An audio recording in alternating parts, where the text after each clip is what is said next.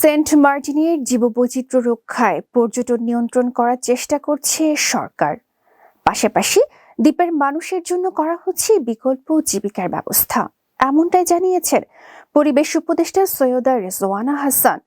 Saint মার্টিনের এই মুহূর্তের প্রথম দাবিটা হচ্ছে এই দ্বীপটাকে সংরক্ষণ করা, এই দ্বীপটাকে আগের অবস্থায় ফিরিয়ে আনা।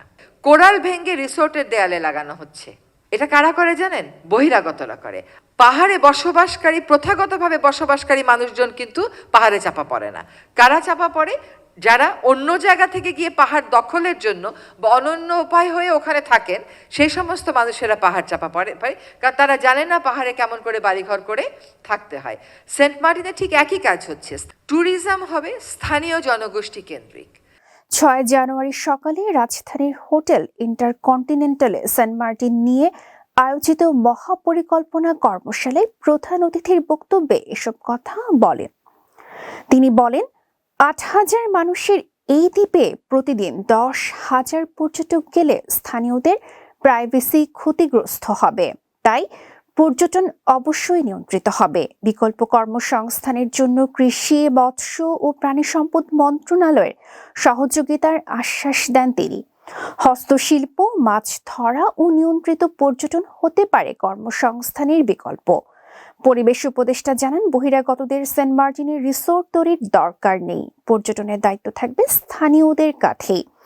উপদেষ্টা রেজওয়ানা হাসান বলেন, সেন্ট মার্টিন বর্তমানে অস্তিত্ব সংকটে রয়েছে। অতিরিক্ত ও অনিয়ন্ত্রিত পর্যটনের চাপে দ্বীপের প্রাকৃতিক ভারসাম্য নষ্ট হচ্ছে, ক্ষতিগ্রস্ত হচ্ছে জীববৈচিত্র্য।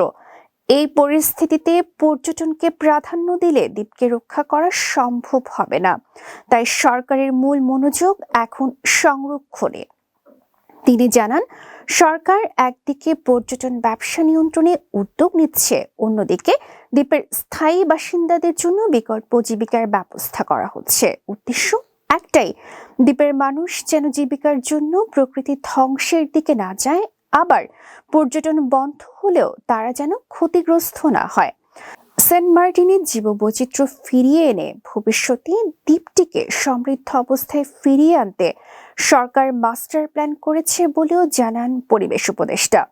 সেন্ট মার্টিন সংরক্ষণের জন্য 4টি জোন করার প্রস্তাব দিয়েছে centre for environmental and geographic information services.